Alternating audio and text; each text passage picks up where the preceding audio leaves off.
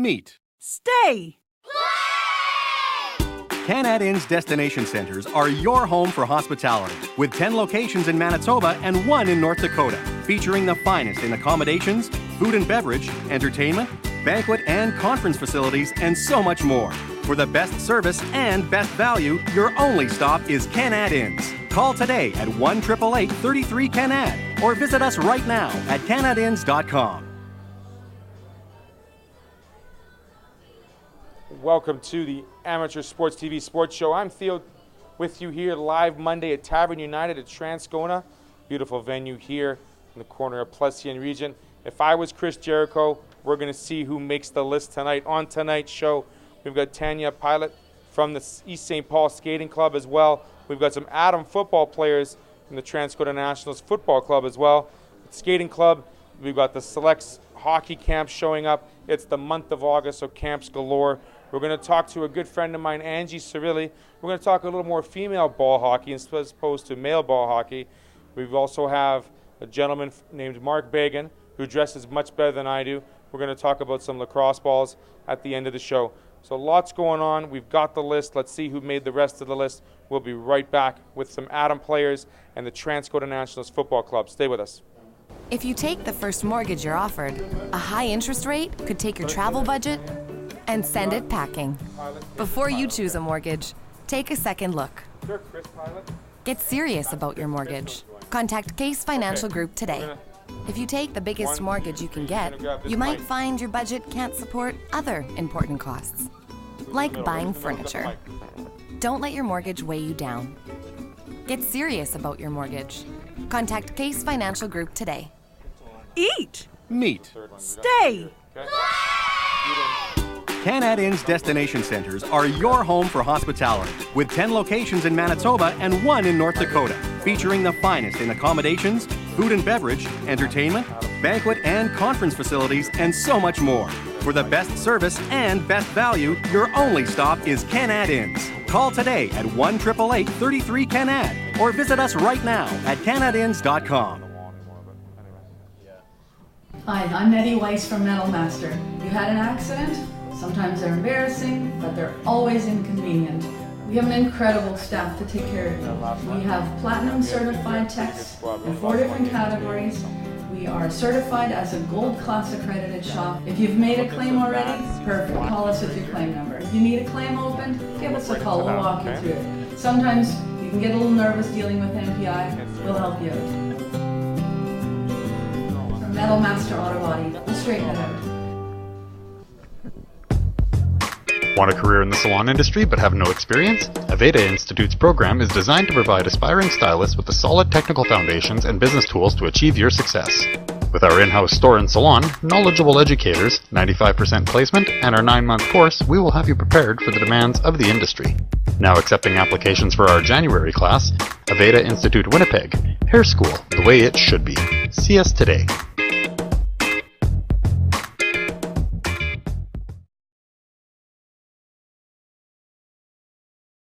ASTV Sports Show. I am joined by 3 young stars of the Transcona Nationals Adam team. Quickly, let's introduce all 3 of us. Gentlemen. Jack Jaworski. Kingston Adams. Ben Kloss. All right, gentlemen. We're proudly wearing our jerseys. Are those jerseys we wear on the field? Yes. So you don't wear very big shoulder pads anymore? No. No. What position do each of you play? Quarterback. Linebacker. Linebacker. So we have 2 defensive players and 1 offensive player. I got to ask the quarterback, Tom Brady or Joe Montana? Tom Brady. Okay. Linebackers, Lawrence Taylor or J.J. Watt? J.J. Watt.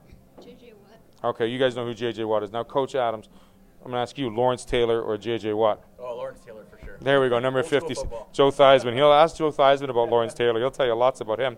Now, gentlemen, season has already started. What's the best part about playing football with your friends? Throwing touchdown passes. Tackling. Tackling. So the defensive guys like the tackling. You got a pretty good arm on you? Yeah. Yeah, you think so? How many touchdown passes do we have so far this year? I don't count. Okay, so we'll leave that to the stats man. Okay, gentlemen, how many sacks do we have? None. None yet? no blitzing, so linebackers. Oh, there we go. Rule 1, Theo just figured out. There's no blitzing. Okay. How many years have you gentlemen played football? 3 years. 4. 3. So you started pretty young. What got you into football right off the hop? I was with Coach Matt for playing basketball, and he introduced me to football. Very good. My dad coached the Trojans. Watching it on TV, and I just thought it would be fun to play. Okay, so you thought it'd be fun to play. It's also fun to tackle players, right? And Yeah. let the ambulance sort them out later? Of course. Okay. Yep. Who's your favorite player? I know we've talked about Tom Brady off air. Tom Brady's the guy. Yeah. And J.J. Watt in the middle. Yep. And yourself? Andrew Harris. Andrew Harris. Off the PEDs, of course, right? Okay. Coach, this year we've had a bit of we've won 2 right now is our record. How many games are in a season? And more importantly, what do you look for at the beginning of the season to the end of the season? The progression for the team, chemistry, the players, and the safety. Yeah, we're gonna play 8 regular season games and then hopefully a couple playoff games. And we just look for, we talk about success a lot in the process, not so much about wins and losses. So we want to see every player get better, develop a lifelong love of football. Like these guys have played together for 4 years now, and they've become really good friends through the sport. So that's really what we're looking for at the Nationals, is to develop that lifelong love of football and physical activity. If we win some games along the way, that's great, but it's more about the camaraderie you build and the friendships. That's why football's such a great game. So important. The defense, it's not just one guy on the field that does everything. It's everybody that does everything, right? Yep. Right on. So you guys go to school together as well? No. Just play football together? Yeah. How many We practices? do. You guys go to school together? Okay. How many practices a week, Coach? Just 2. Okay, and 1 game on the weekends? Yes. Yeah. Where is our home field located again? 875 McMeans Avenue East. Hasn't changed, has it? Has not. Awesome. So Friday, September 6th, we're playing their night game under the lights, 7 p.m. against the Fort Garry Lions. So come on down. Should be pretty exciting. The Friday night lights for the boys. Should be pretty exciting. Have you guys played a night game before? Yeah. Yes. Yeah. Did you like the night game over the afternoon game?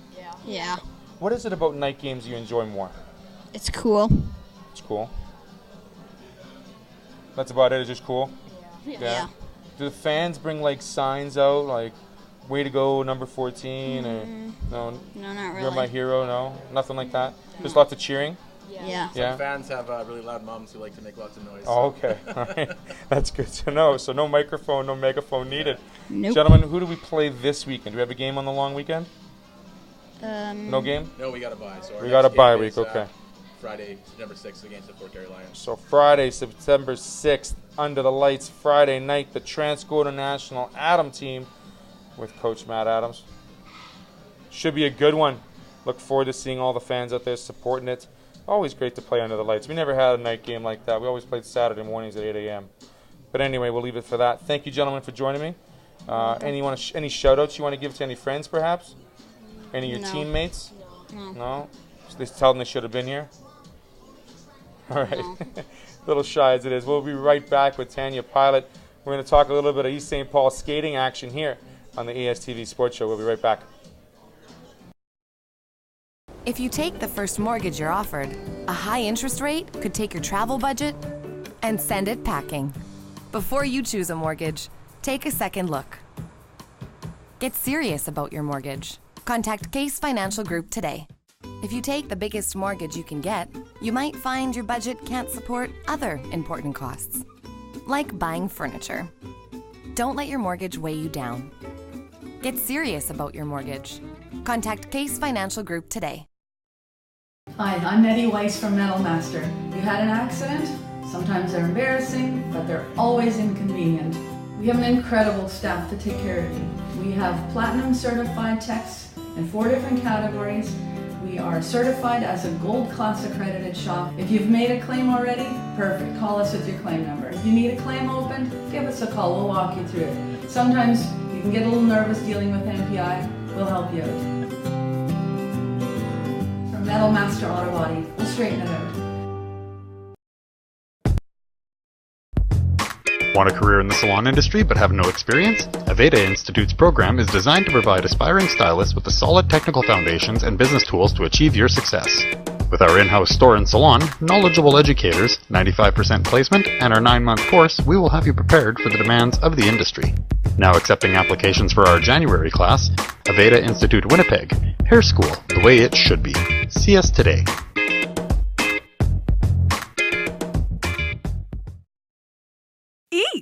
meet. Stay. Canad Inn's destination centers are your home for hospitality, with 10 locations in Manitoba and 1 in North Dakota, featuring the finest in accommodations, food and beverage, entertainment, banquet and conference facilities, and so much more. For the best service and best value, your only stop is Canad Inns. Call today at 1-888-33-CANAD or visit us right now at canadinns.com.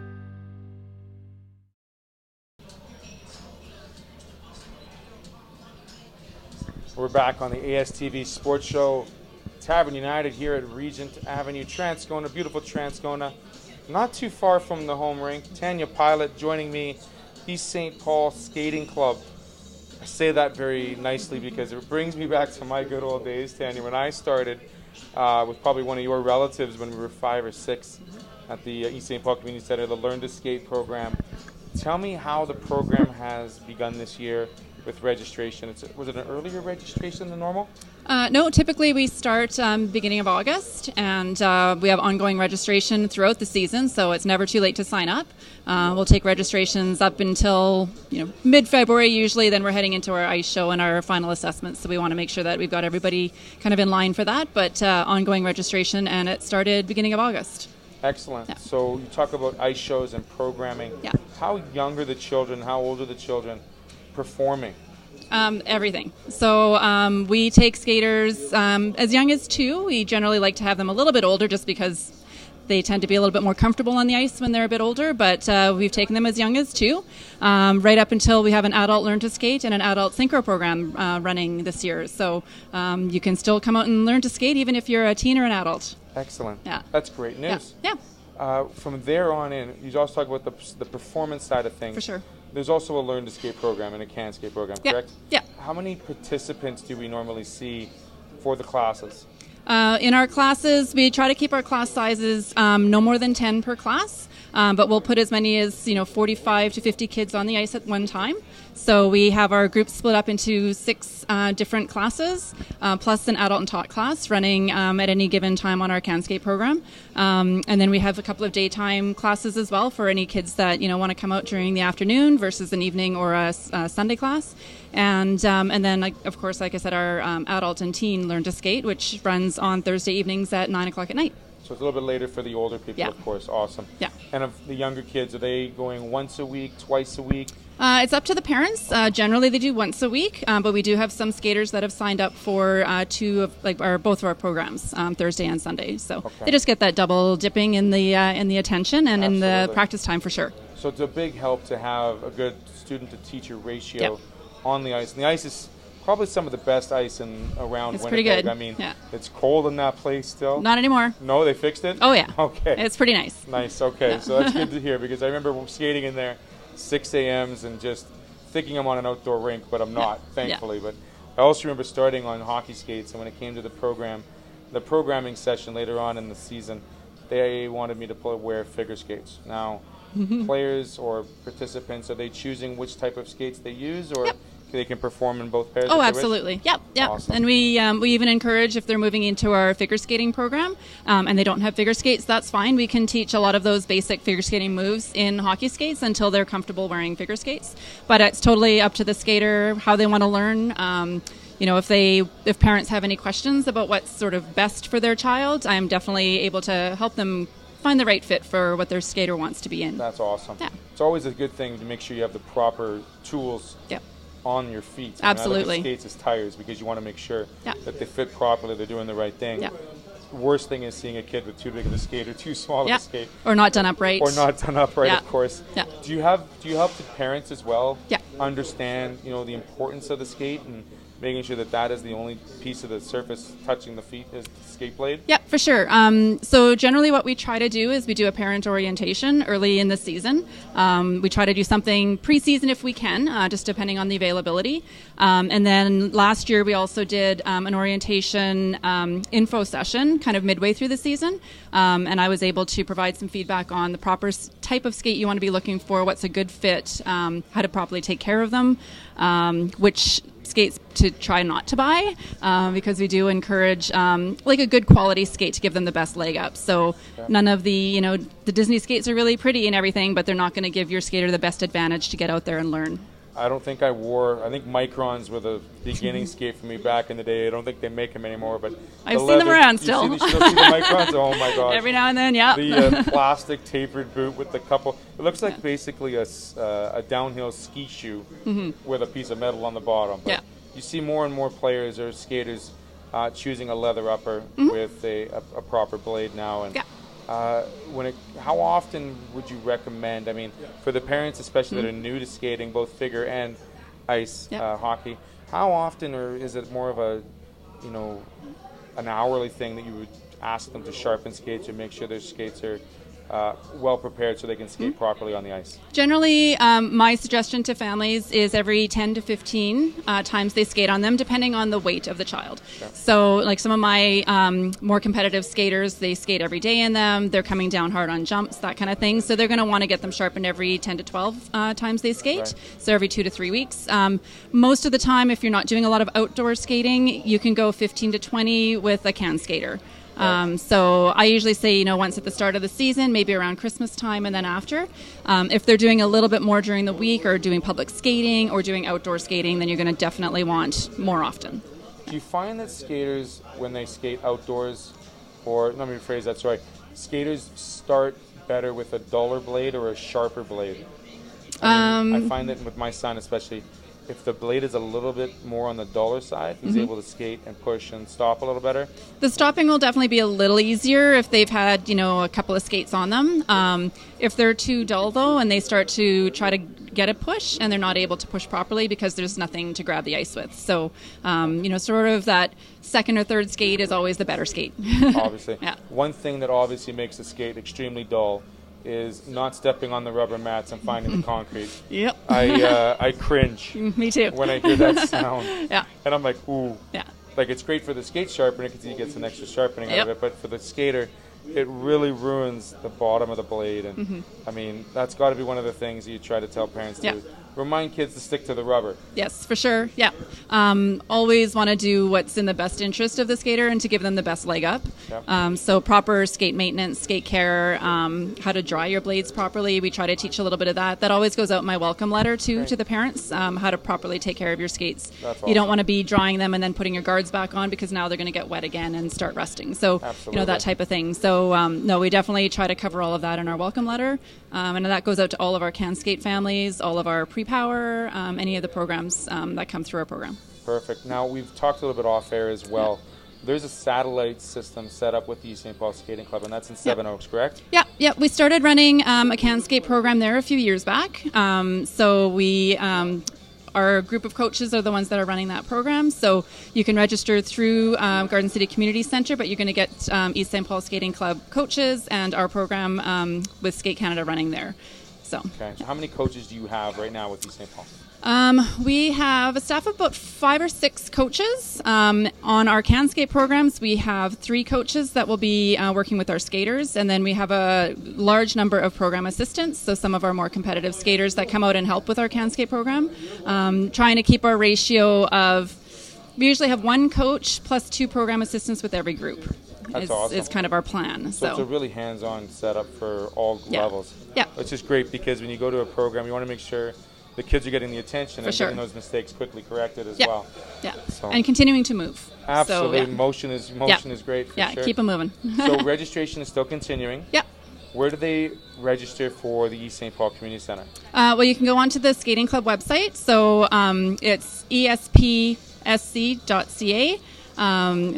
Just our initials, East St. Paul Skating Club. Okay. You can also access that through the community center. There's a link directly. All registrations for our Can Skate, our Star Skate, our competitive programs, all of our programs are available for registration. Okay, so does the Can Skate run Monday to Sunday, or is it just certain days? No, just Thursday evenings and Sunday mornings. Okay. And and all of our programs are Thursdays and Sundays, so we don't have any additional ice for the skating club currently. We're looking for more and always wanting more. But it's a busy community center. It's very busy. I mean, yeah. There's men's leagues. There's absolutely countless. There's not a lot of AA program that runs out of there, but A lot of A1, A2 programs. Hockey and ringette and all that for sure. Yeah. Cool. And we do run power skating programs too. Okay. So any of the novice and atom type hockey ages, those are the ones that are sort of geared towards our pre-power program. Perfect. And that's on Thursdays and Sundays as well. Okay. So if you have Thursdays and Sundays available and you want to see some absolute progression for sure in your skating with great instruction that's in the East St. Paul area, I think it's fantastic, Tanya. Oh, yeah. The program is a lot more involved than what I remember. Yeah, it's a lot of fun. The kids have fun. It's organized chaos is how I describe our program. I like that. Perfect. Yeah. So I always remember trying to steal the instructor's notepad, thinking that I was going to be the mischievous one, but they caught me because they were a lot better skaters when I was 5. We're pretty quick. And I also, now for the other thing is I'm going to quickly mention, if you're thinking about hockey and you think, oh, figure skating's not for me, remember that figure skaters learn quickly how to balance, how to move properly, and the edges are impressive. Agility, all that. Yeah. So if you're thinking about getting better on your skates, don't shy away from figure skating and the understanding and the lessons that they give on hockey skates. For sure. Well, and even, if you visit our Facebook page, I actually just recently posted a little clip from Mark Scheifele, and it talks about his start in can skate and how important that basic foundation was. We try to make sure that we're correcting technique. And then from there you can choose. Like if you want to go into hockey, ringette, speed skating, figure skating, any of those avenues, you want to start learning to skate with us for sure. Absolutely. I mean, Cindy Clausen was a hockey player before she started speed skating. Yeah. So, I mean, it's all out there. The cross skating, cross training and skating. Yeah.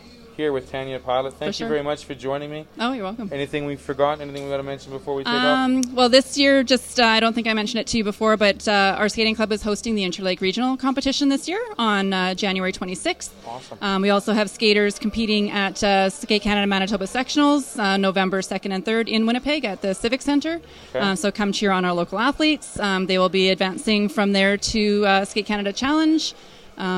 And very excited about a couple of our up-and-coming skaters that are heading in that direction. That's great news. Yeah. Well, thank you very much for letting us know, and I really hope the season goes well for all the skaters and all the teachers and all the instructors. Thank you. No injuries, we hope. I hope not. Tanya Pilot with the East St. Paul Skating Club in East St. Paul, Manitoba, just outside Winnipeg. I want to thank you for joining us here on the show. Thank you for having me. Up next will be a good friend of ours, Angie Cirilli.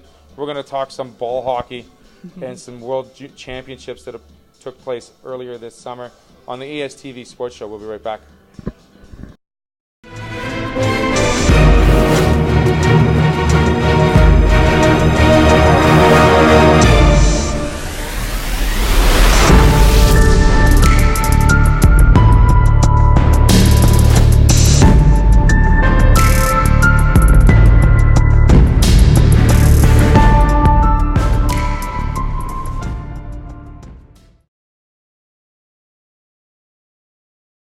The 4 Points by Sheraton, Winnipeg South. Conveniently located on South Pembina Highway near the Trans-Canada Bypass and 1 hour from the U.S. border crossing. Offering a saltwater pool, hot tub, 24-hour fitness center, restaurant, and lounge.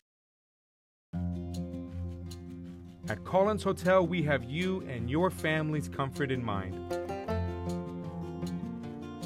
Relax in one of our 16 suites featuring king or queen-size beds and 36-inch TVs. Suites also include a mini fridge and other kitchen appliances to make your stay as comfortable as possible.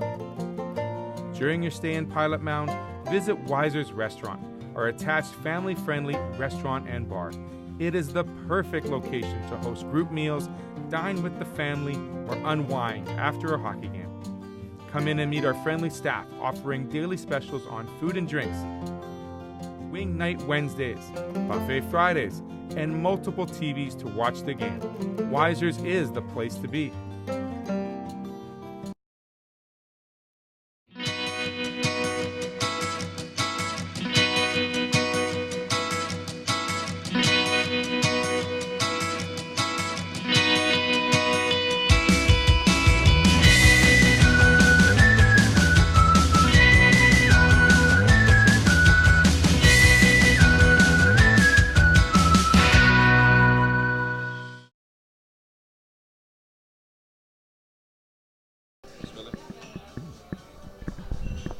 We are live here at Tavern United, Transcona, inside the beautiful Tavern United. As always, joining me now on the ASTV Sports Show, ball hockey champion, Angie Cirilli. Now, we talked to the male side of things earlier. You can't disrespect ball hockey players, Angie. You guys work hard. You ladies worked hard. You come home with some hardware. Tell me what it was like. Is this your first time in a World Championship, or has this been going on for a little while? No, this is my first time in a World Championship. Honestly, I wasn't even aware that ball hockey had such a level of playing, so this was pretty huge for me. So tell me the beginnings of hearing about ball hockey, joining the team, and getting prepared for the championships. So I found out about making the team last summer when at the national tournament held in Winnipeg.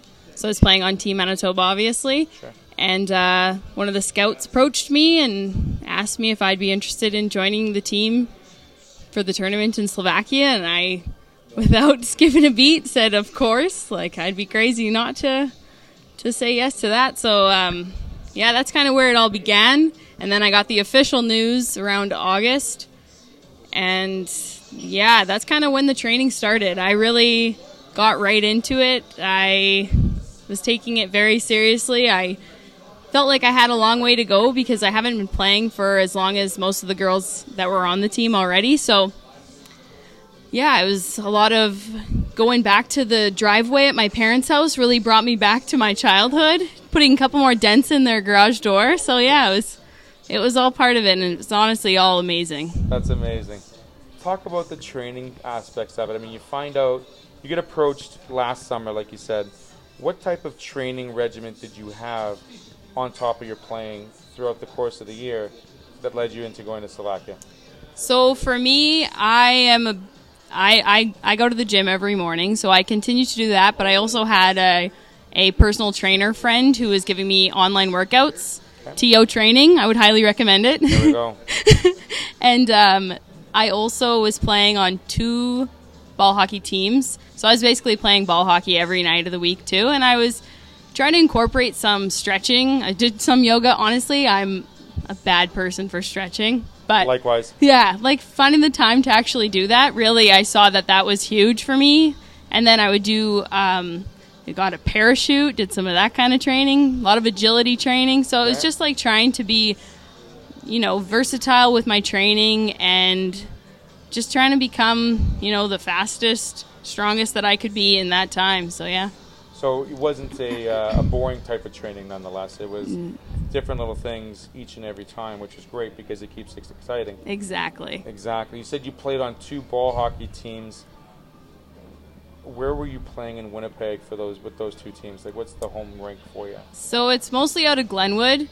I was also playing in the winter, and that's actually out of River Osborne Community Center. So it's a gym. It's not quite the same. It's it'll make do for the winter months, but yeah, as soon as summer rolls around, they actually open up the Glenwood Community Center.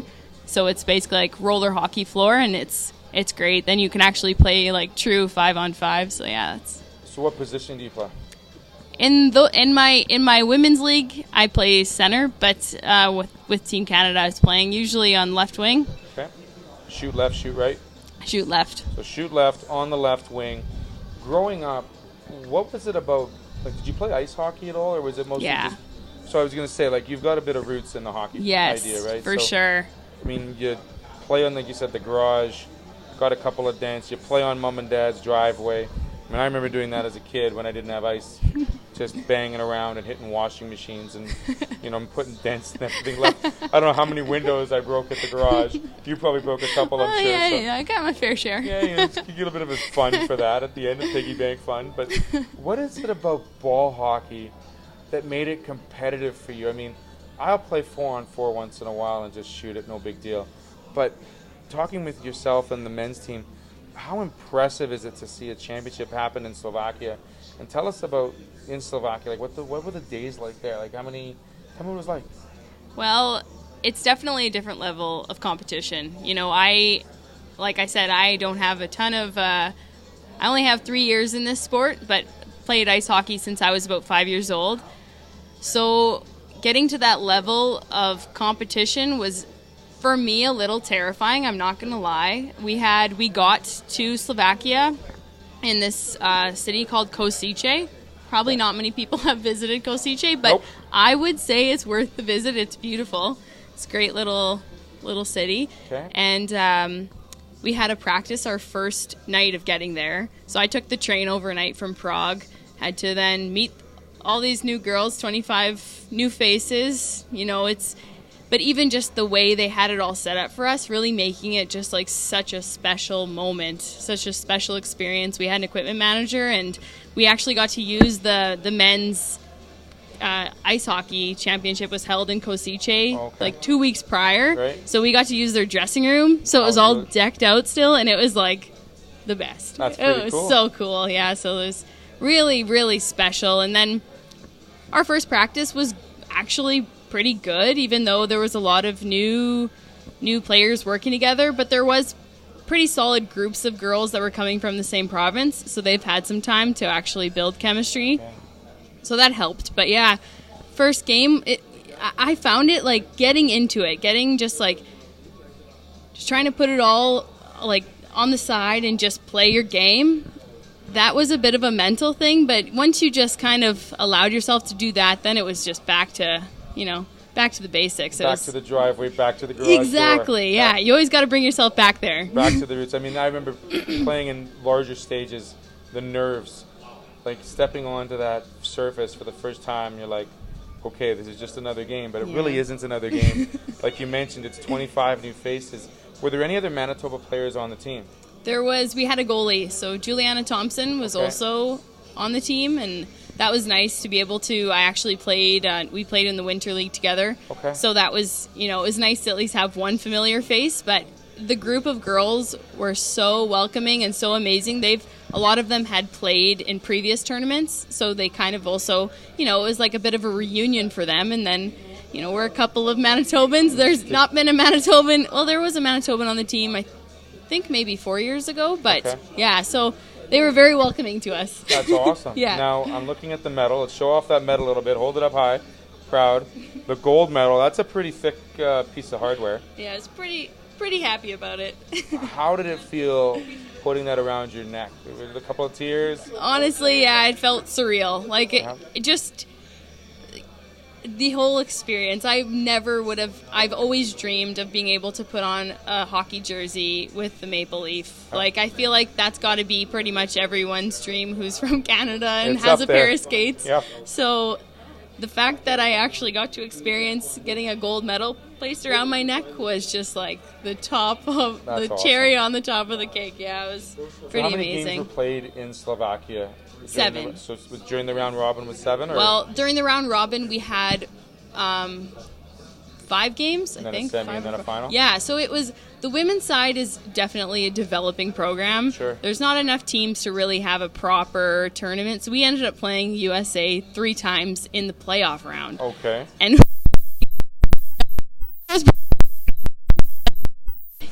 it's just that's the way the tournament rolled out. There was a couple of 1 point each way because there were some shootout wins, so it made things a bit, maybe it was a bit repetitive for the women's side, but still you felt like the competition, every game was like, we can't let up. We know we've beat these guys, but it doesn't matter. Like, we have to give it everything we got. So absolutely. I mean, yeah. You're up, if you let your guard down, that's when injury occurs. Oh, yeah. Something wrong happens to a team. You lose your swagger. Yeah. Talk about, the Canada-USA rival will always be there, no matter what. I hope so. It all, like, outside of college football and professional sports, we're slowly getting our way there in basketball. We're there in hockey, of course. You'll always see Canada-USA in every World Cup final, I'm sure, when it comes to hockey. Now in ball hockey, you have the advantage. What's next for the Team Canada squad? Is there a ball hockey championship every year? It's every 2 years, the World Championship. And so every year there's a national tournament. Okay. So basically, if you want to have the opportunity to get on the team, you have to be on any province. You can be on the team for any province, but you have to attend the national tournament. Sure. From there, you get scouted, and the tournament's actually in Manitoba next year. You beat me to the punch. Yeah. Do we know the dates for that tournament yet? I feel like they are definitely released. Okay. I can't remember off the top of my head, but it's probably sometime similar in June, I would say. So yeah, it's Brandon, Manitoba. Brandon, Manitoba will be the host of the National Women's Ball Hockey Championship. Is that the right way to say it? And men's. And the men's will be there. That's right, the men will be there too. Yeah. So it'll be an exciting time. How many players on the Manitoba squad?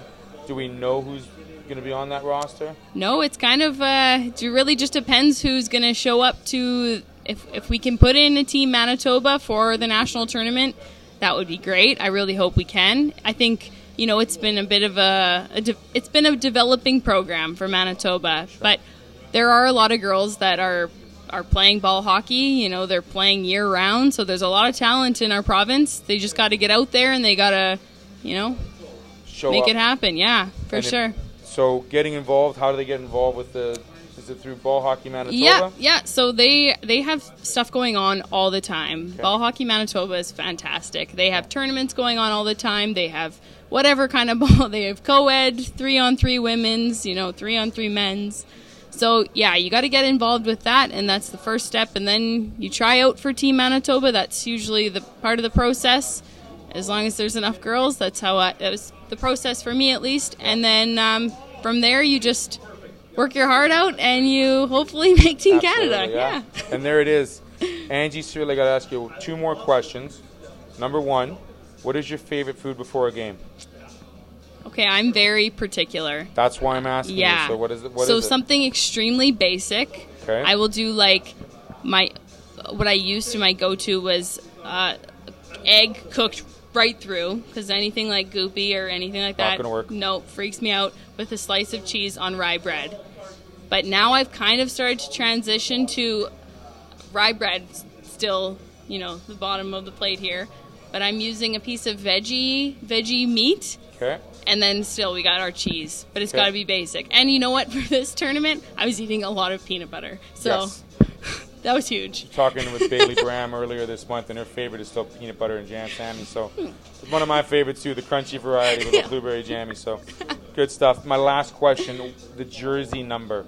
Were you able to pick the number, and what is your favorite number? And lastly, who did you emulate growing up playing hockey? So the jersey number has been 13 for a while, and I was able to actually get 13, as you can see, which I was pretty pumped about, because I didn't know, I was going to be last to pick because I wasn't on the team in the previous years. So I think the reason for it, the Timu influence is always there, but I really especially of late, the way that Tanev plays in terms of just being like an absolute go-getter, no quit. I know that he's getting a lot of flack these days, but he's getting a lot of money too. Well, so he's doing something right. Yeah.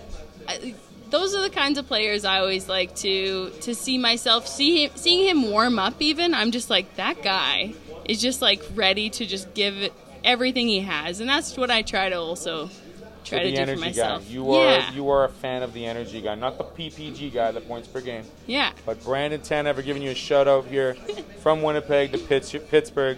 You got a big fan sitting beside me. Angie Cirilli, thank you for joining me. It was great to catch up with you, and we look forward to seeing a Manitoba team in Brandon in June. Good luck with the season. Thank you. Right, and stay healthy, okay? Yes, thank you. We right back after a couple commercials here on the Amateur Sports TV Sports Show. Stay tuned.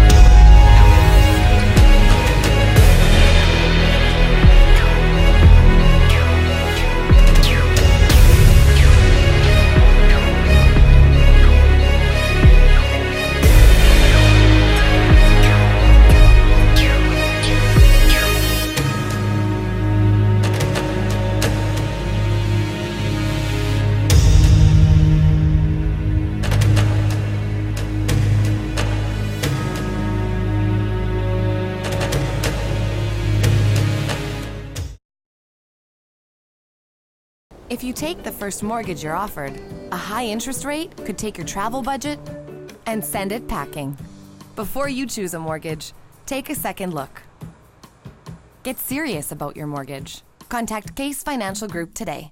If you take the biggest mortgage you can get, you might find your budget can't support other important costs, like buying furniture. Don't let your mortgage weigh you down. Get serious about your mortgage. Contact Case Financial Group today. Eat. Meet. Stay. Canad Inn's destination centers are your home for hospitality, with 10 locations in Manitoba and 1 in North Dakota, featuring the finest in accommodations, food and beverage, entertainment, banquet and conference facilities, and so much more. For the best service and best value, your only stop is Canad Inns. Call today at 1-888-33-CANAD or visit us right now at canadinns.com.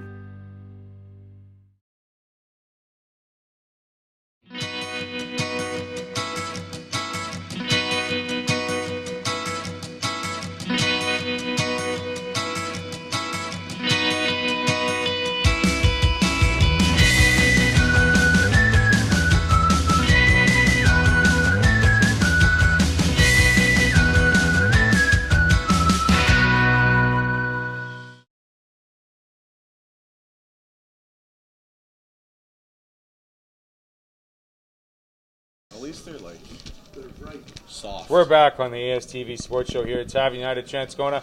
We just finished talking about ball hockey balls. We're going to talk about lacrosse balls. Lots of lacrosse balls flying around last weekend at the Founders Cup. Lots of lacrosse balls firing off in Coquitlam, BC. Mark Bagan, the head coach of the Bantam team that was in BC. Tell us a little bit about BC, the weather, what it was like, and how busy of a schedule the balls were flying for Team Manitoba. I don't know if I can follow that, to be honest with you. Needless to say, yes, there was many games happening on many different in many different boxes. We call them, obviously, so right? 3 teams, you said, right? Yeah. So Manitoba, we sent 3 teams out this year to Port Coquitlam, British Columbia, and we played our national championship out there over the past week at in Poitiers Recreational Complex and a very storied arena called Queen's Park. Yeah. Which is very unique, very special.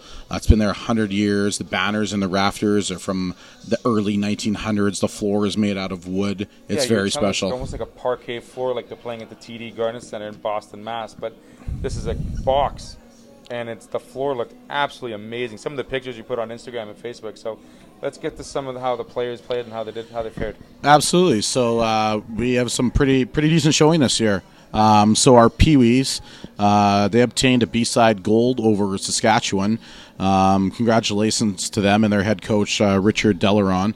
The MVP of the tournament is Connor Briere for Team Manitoba. And Connor's a young, bright individual who's a very good stick-handling ball player coming out of Saugeen First Nation. So he's going to have a long career. He's going to do really, really well. Congratulations to Connor for getting that MVP. Good job, buddy. Now, can I stop there real quick? Connor, goals, assists, was it the performance, the chemistry? What made him the MVP for the Pee-wee division? Well, I mean, without a doubt, as far as he goes, it has to do with talent and scoring and stick handling. I'm not sure what his statistics were, but when you do the MVPs and stuff like that, when you're picked out there, the teams are looking at your all-around play too. That's the Pee-wees. Let's talk about the Bantam squad. Or you want to talk about the midgets? Yeah, let's go to Bantam. Let's go in age order. Let's do that. So the Bantam team coached by myself, obtained a B-side silver medal. And the MVP was Manny Moose, our goalie, who had a phenomenal showing. The maturation of his game has come quite far. I won't be surprised at some point in the next year or two that he's going to get some calls to take it to the next level. So he got the MVP, and he's also another young individual from Saugeen First Nations. Also, he did really, really well. The team overall, so I can speak on our team. Big effort, tried really, really well. Manny was the only returning player. Out of a squad of 20, I had one returning coach, so it was a rebuilding year. Needless to say, I'm extremely players from Minnedosa.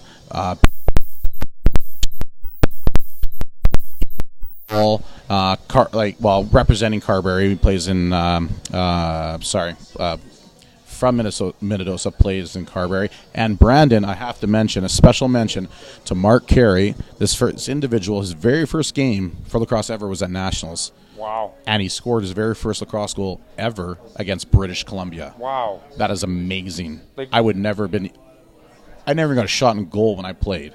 Well, I heard you were into hands kind of guy. You were more of a fist kind of guy. Yeah. Growing up playing lacrosse. I got to ask you a a question. I try not to. Yeah. Was Manny as a goaltender? Yeah. How does a goaltender pick to be a goaltender? You got to have some nerves of steel, and you got to be able to wear that equipment with some authority. Because I tell you, I've seen those balls fly, and that net. Yeah, you think it's a small net. They're fast, and they're hard. They're hard, and they leave welts. Yes. They hurt. Yeah. And if you get a ball in with no padding, call the infirmary because I'm done.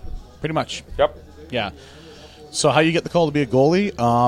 You throw sticks in the middle and the last stick wins? Or I got a feeling, I love you, Manny, but I got a feeling they just kind of said, you get in net. But at the end of the day, he's one of our top goaltenders in the province, and that's just a choice that sometimes that just happens. You get just thrown in and you run with it.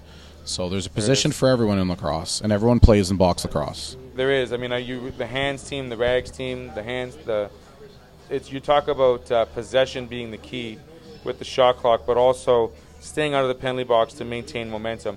When you're down, you want to make sure that you're aggressive in your play, but you're not so aggressive that you're taking 2 minutes in the sin bin and making your team go down in players, right? Yeah, that happens. I mean, our team, it's kind of tough. When we go to nationals, all of our teams play up. Players in the world. We're coaching against all-star players and professional coaches, and we have to reach that level to get there. And sometimes that does mean that you end up there. You end up in the sin bin because you're pushing it. And, if you're not pushing it to level, you don't know where you're going to end up, right? Essentially, so. Midgets did very well as well, too. They beat Nova Scotia to obtain a midget B-side gold. Had a good showing also. Some real tight games. Gotta love that team. They have a lot of talent. Head coached by Dusty Fromm and the Fromm brothers. And another MVP is Aiden Tulloch from the Sidewinders. Okay. Aiden has been a part of lacrosse for a long time. He's one of our top-end goalies.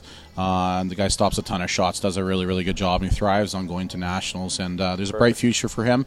Chances are you're going to see him a part of that Blizzard team eventually at some point in the future. You think so? Oh, I'll put a guarantee on it. Put a guaranteed stamp I of did approval that. on that. Done by Mark Corey. Bagan. Corey, take him, please. Good. Corey, you heard him. You heard it right here. Okay? He needs to be your goaltender.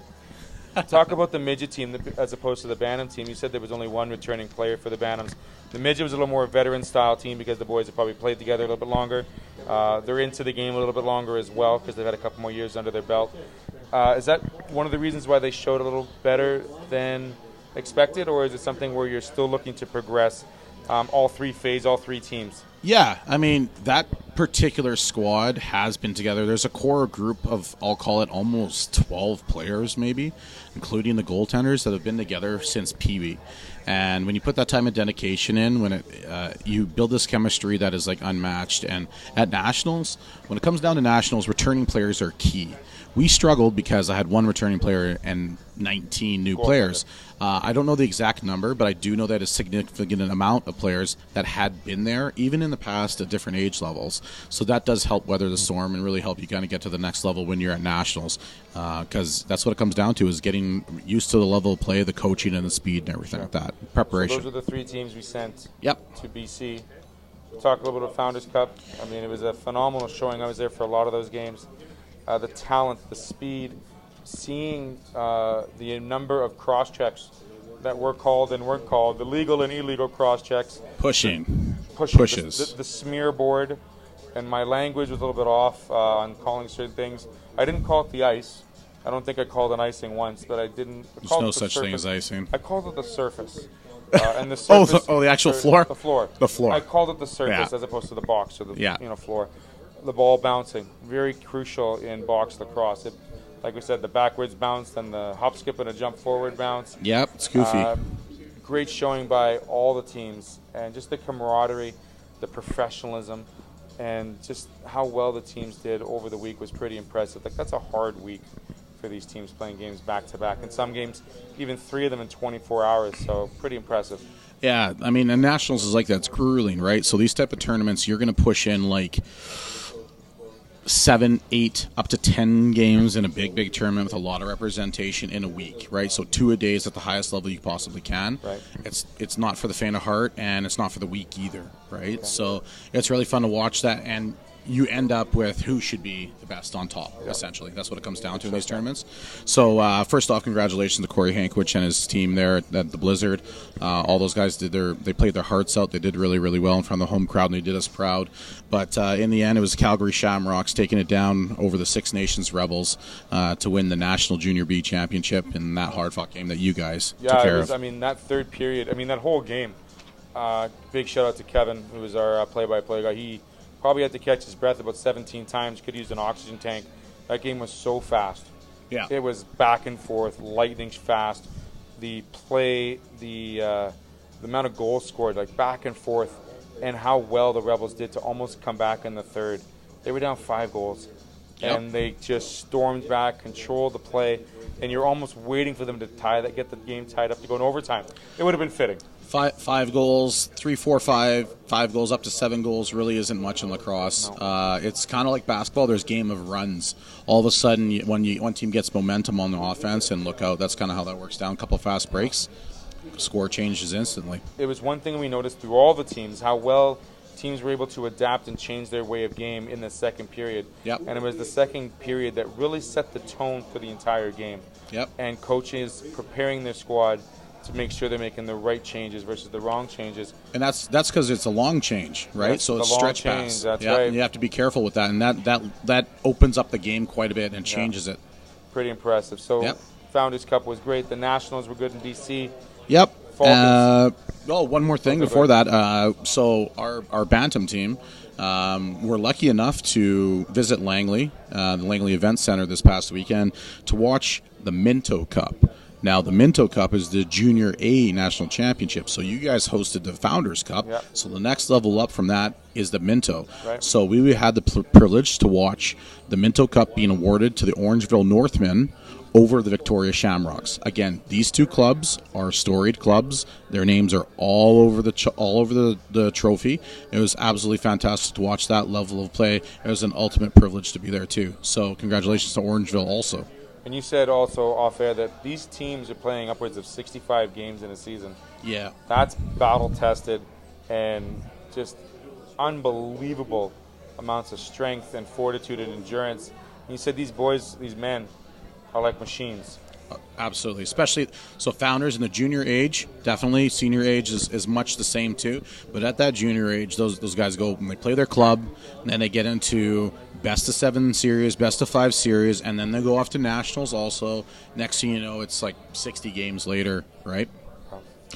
So it's Falcons. Let's talk Falcons. Just want to touch on one thing that's also happening locally here. Falcons Lacrosse out of the north. FalconsLacrosse.ca, I believe it is the email, or pardon me, the website address. Yep.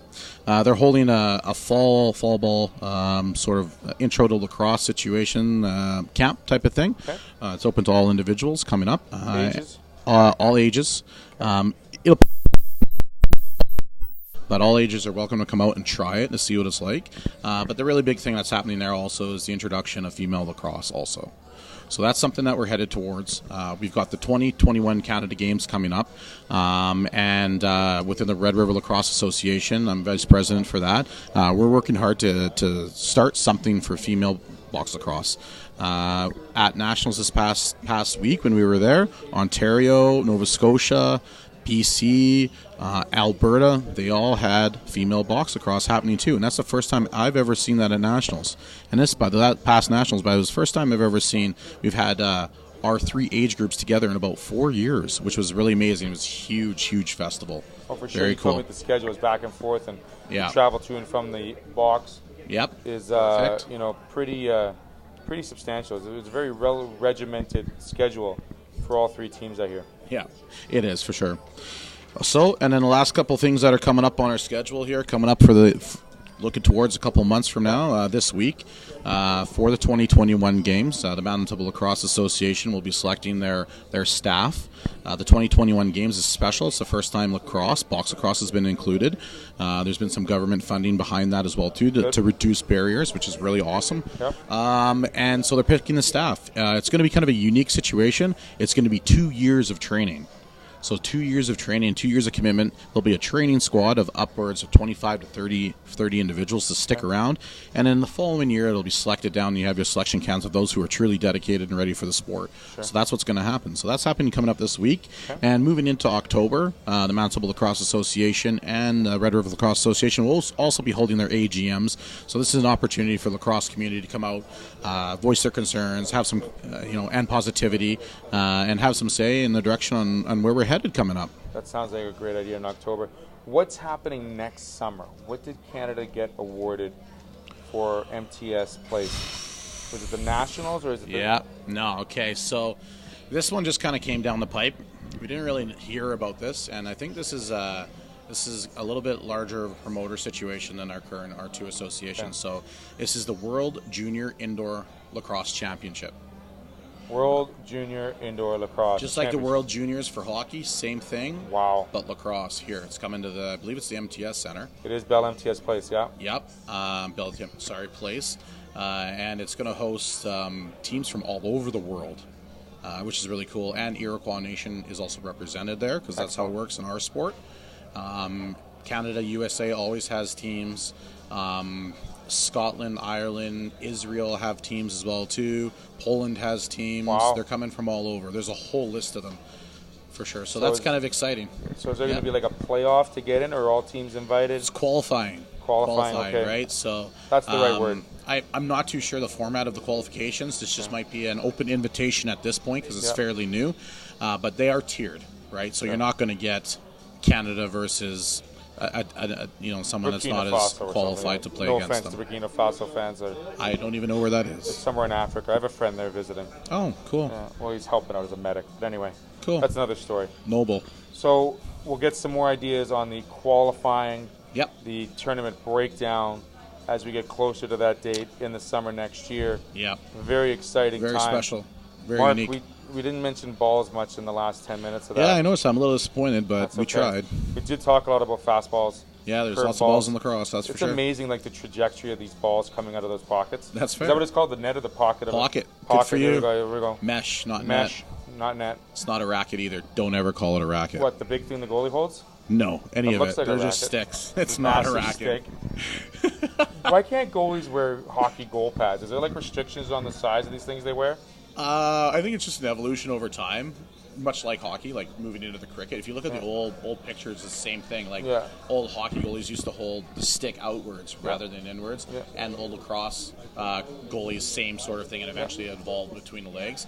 I think it has a lot to do with where the trajectory of the ball, right, versus puck. So puck's always on the ground. Always on the ground. So you don't put more pad there, right? And in lacrosse, it's always in the air, three-dimensional. So we're gonna have more pads up there. A lot of behind-the-back passes I saw, which were pretty impressive. Oh yeah, BTBs. Just how they practice that stuff is like, and then the ghost play, where the three of them meet in the middle of the neutral zone and like who's got the ball. It's called a hidden ball. The hidden ball. Hidden ball trick. Hidden ball play. Our /cameraman last weekend lost the ball several times. Yep. Didn't know where the ball was. He kind of put the camera up in the middle of the air and said, "Okay, I'll find it when the shot's fired." But nonetheless.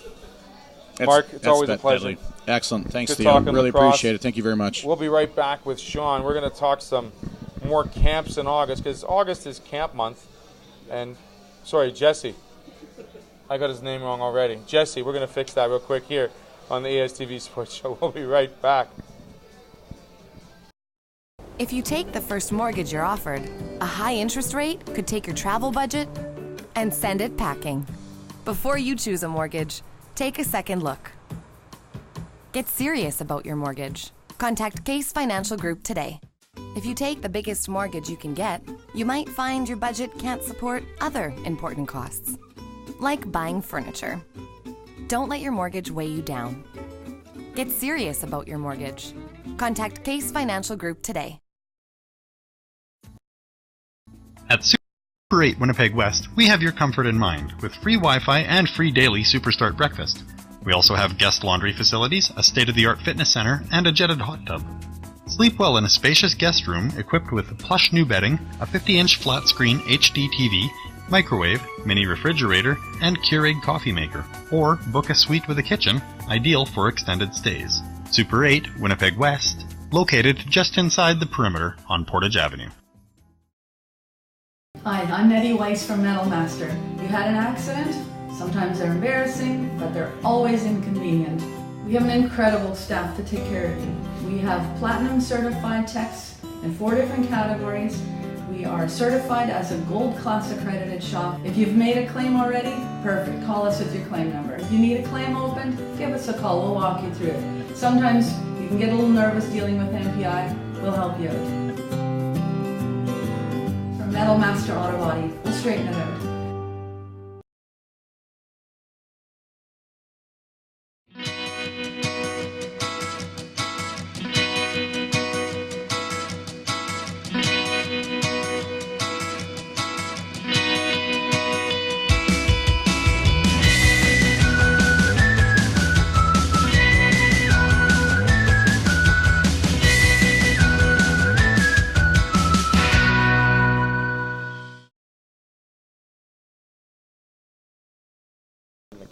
Okay.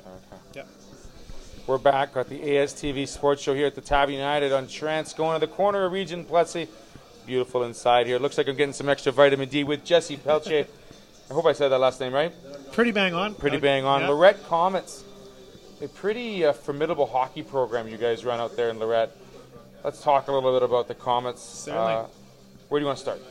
Well, first, I'd like to thank you so much for having me on the show. And I guess we could start with what's coming up in the immediate future here. We have a pre-training camp tournament that we're going to host for players of all junior age, so 17 through 21.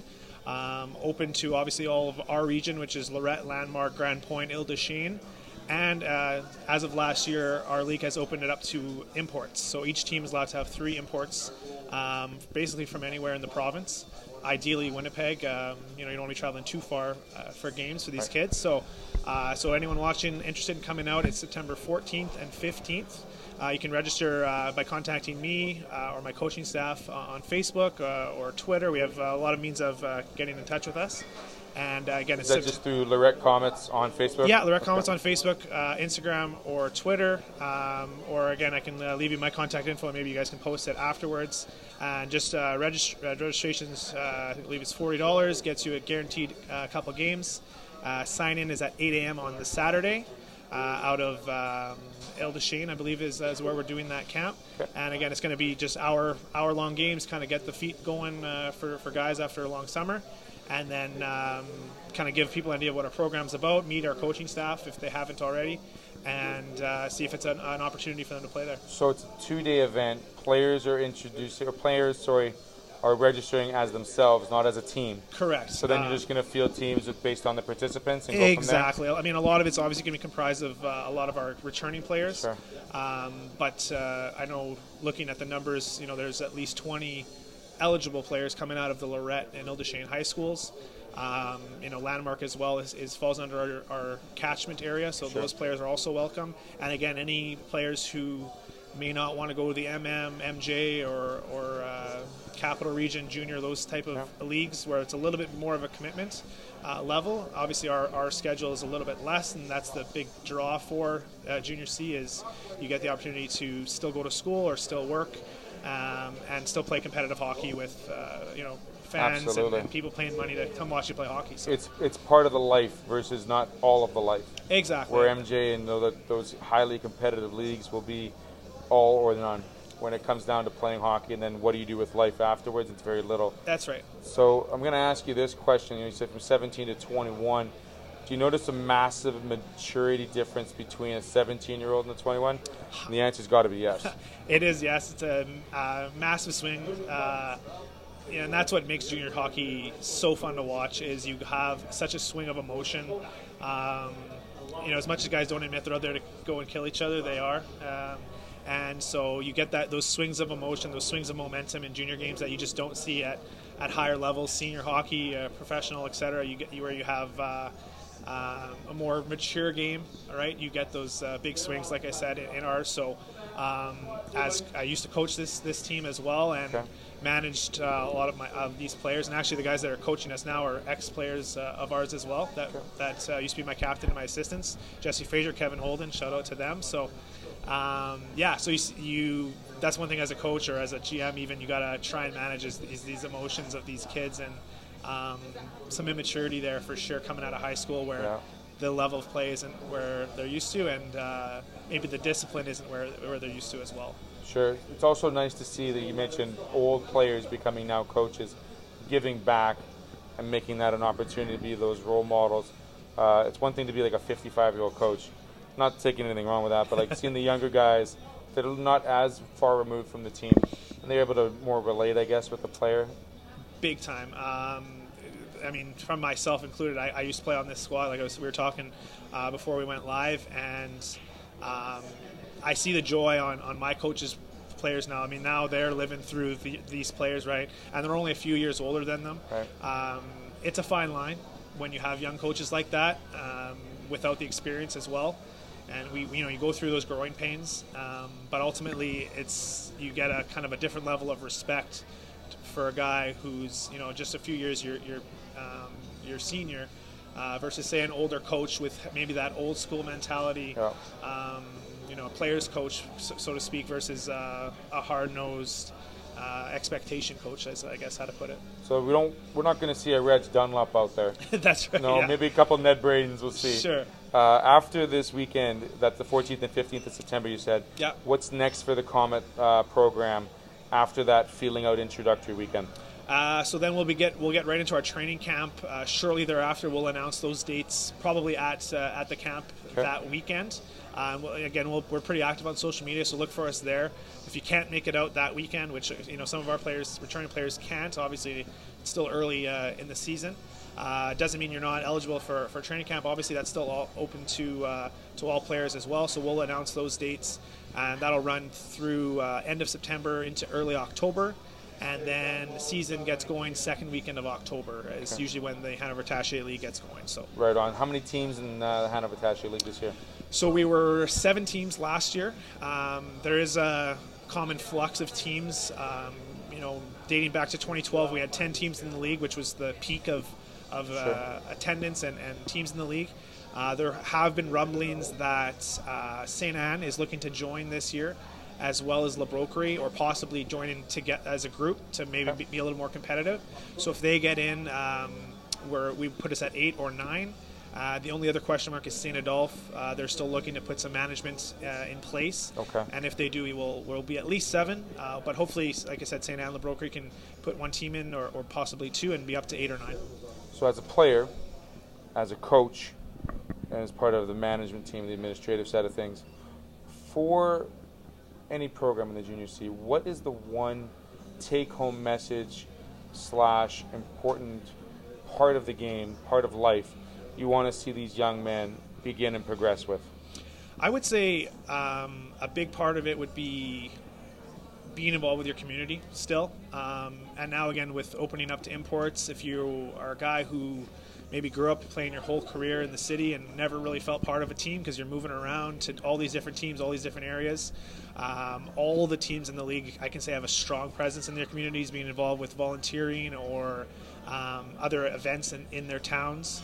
And so you can get that community feel, being a part of something, and you give back, I guess is the best way to put it. Yeah. A lot of our players don't pay to play, so that's another huge draw for our league, is the budgets aren't as big as some of these other teams where it's costing players $500-600, maybe even $1,000 to play.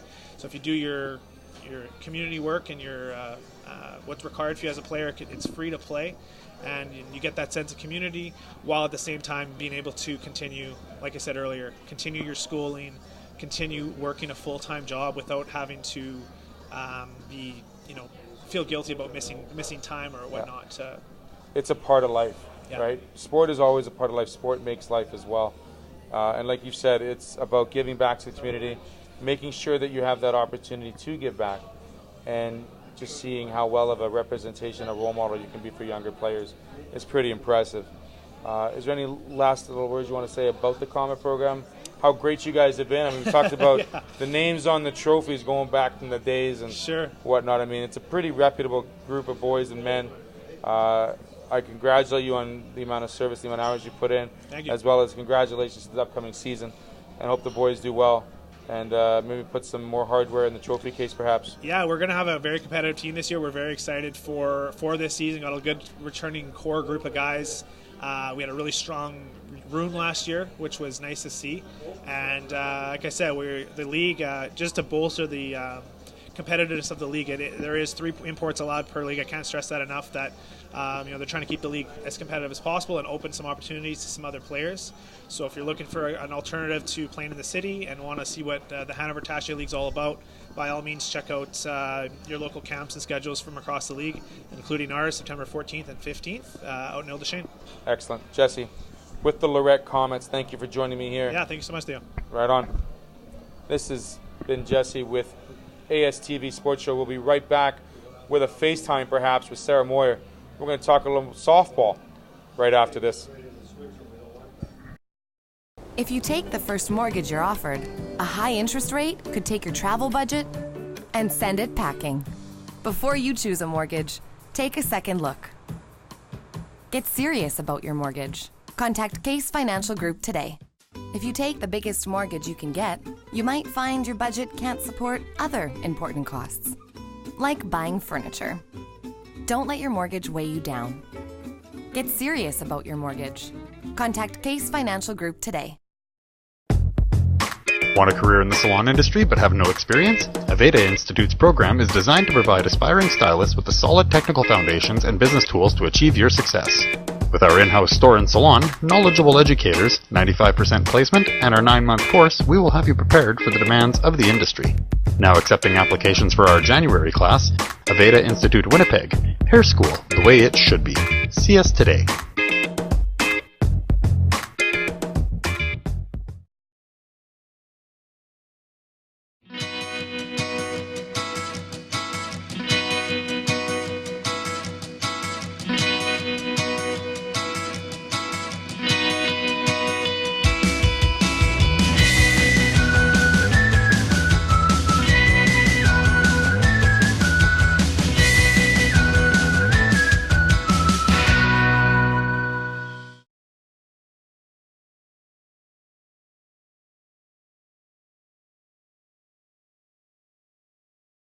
Eat. Meet. Stay. Canad Inn's destination centers are your home for hospitality, with 10 locations in Manitoba and 1 in North Dakota, featuring the finest in accommodations, food and beverage, entertainment, banquet and conference facilities, and so much more. For the best service and best value, your only stop is Canad Inns. Call today at 1-888-33-CANAD or visit us right now at canadinns.com. If you take the first mortgage you're offered, a high interest rate could take your travel budget and send it packing. Before you choose a mortgage, take a second look. Get serious about your mortgage. Contact Case Financial Group today. If you take the biggest mortgage you can get, you might find your budget can't support other important costs, like buying furniture. Don't let your mortgage weigh you down. Get serious about your mortgage. Contact Case Financial Group today. Want a career in the salon industry but have no experience? Aveda Institute's program is designed to provide aspiring stylists with the solid technical foundations and business tools to achieve your success. With our in-house store and salon, knowledgeable educators, 95% placement, and our 9-month course, we will have you prepared for the demands of the industry. Now accepting applications for our January class, Aveda Institute Winnipeg, Hair School, the way it should be. See us today.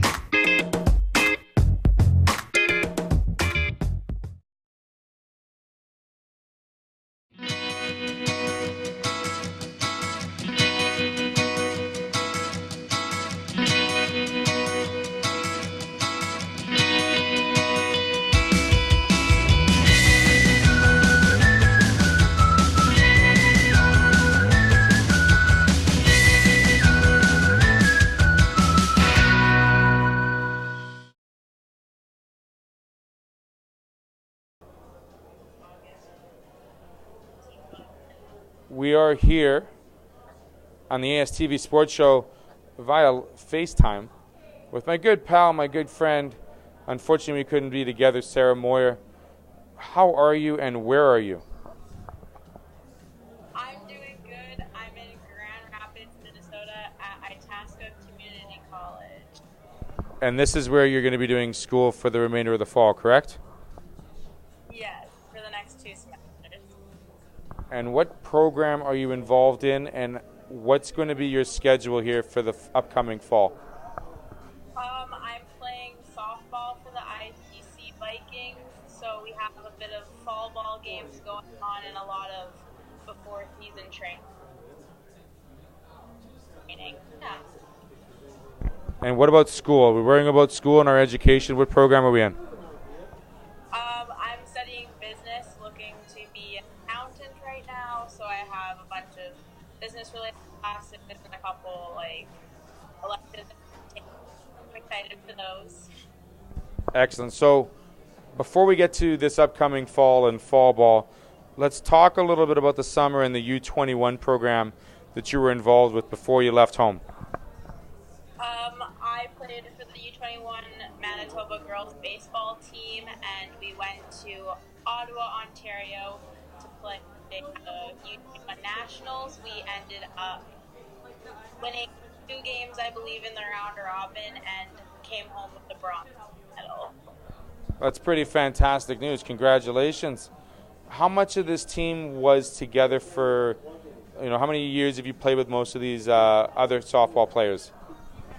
I would say about 3 or 4 years now. 85 different girls. So it's been a team that's been mostly together for the last 2 or 3 years. What was the best part about being in Ottawa and enjoying life in our nation's capital off of the softball pitch? Well, getting to see the Parliament building and getting to see where our nation's history is and getting to just experience that and experience a different side of the Canadian culture was really interesting, and spending time with my team was a lot of fun. So Grand Rapids, Minnesota is how far from Minneapolis, Twin Cities? 2.5 hours, I believe. And is it a small community in Itasca? Is it got a large population? What are you going to do for fun when you're not playing softball and you're not studying your books? There's not much to do. It's a pretty small town, but there's a mini golf and bowling, but usually just hanging out with friends.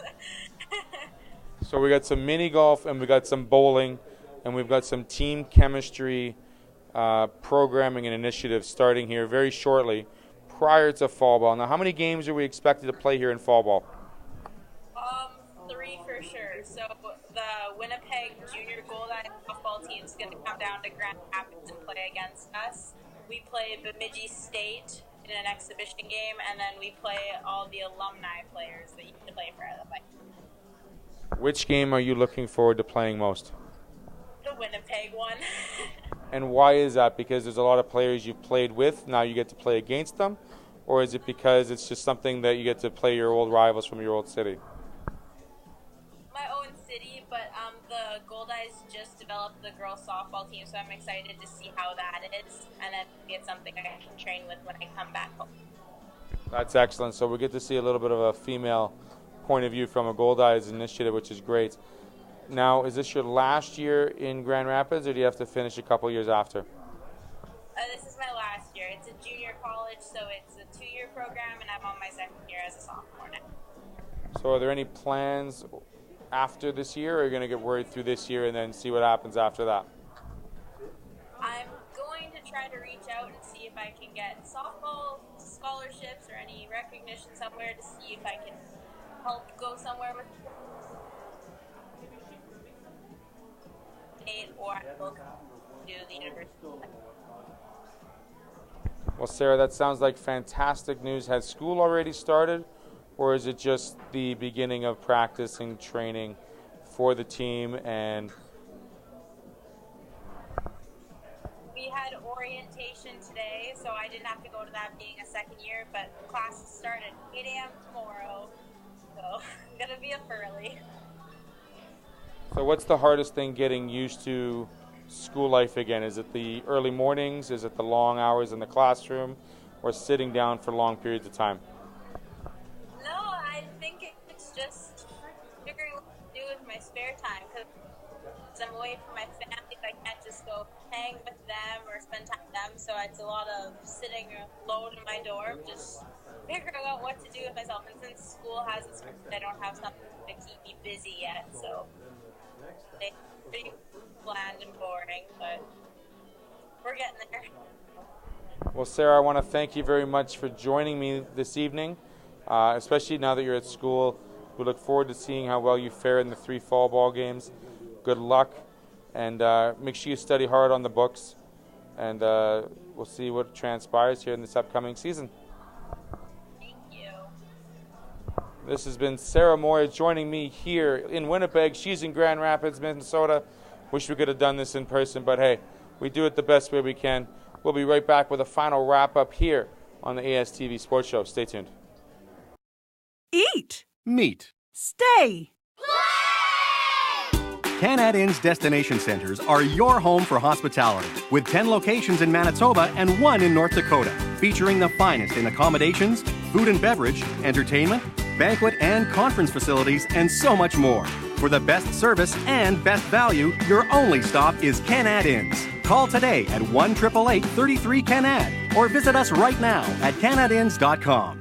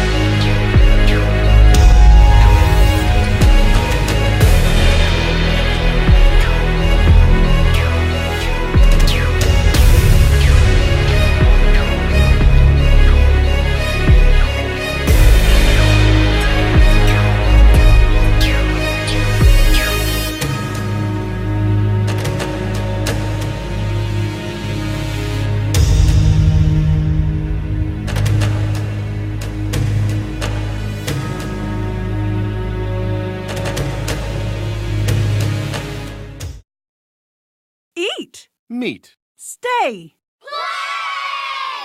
Canad Inn's destination centers are your home for hospitality, with 10 locations in Manitoba and 1 in North Dakota, featuring the finest in accommodations, food and beverage, entertainment, banquet and conference facilities, and so much more. For the best service and best value, your only stop is Canad Inns. Call today at 1-888-33-CANAD or visit us right now at canadinns.com.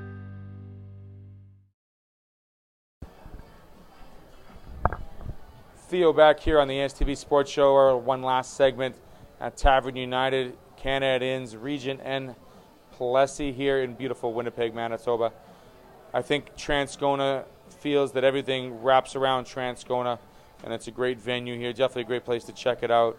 So we had some great guests with us this evening, talking a little bit of skating, a little lacrosse, a little bit about Comets, had the Nationals in here, the Atom team.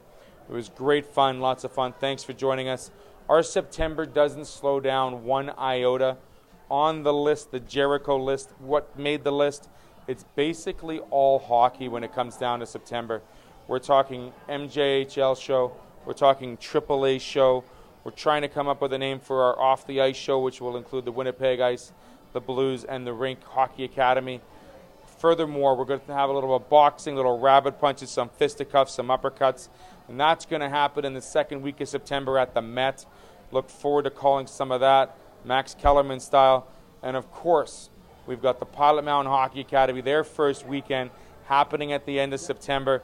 That's going to be quite an amazing show for the females team, and they're going to first see the ice down in Pilot Mountain, Manitoba. We're going to have those games for you here on the Amateur Sports TV network, on all our streaming devices, Facebook, YouTube, and Facebook Live. I'd like to thank you very much for joining us and all of our sponsors this evening.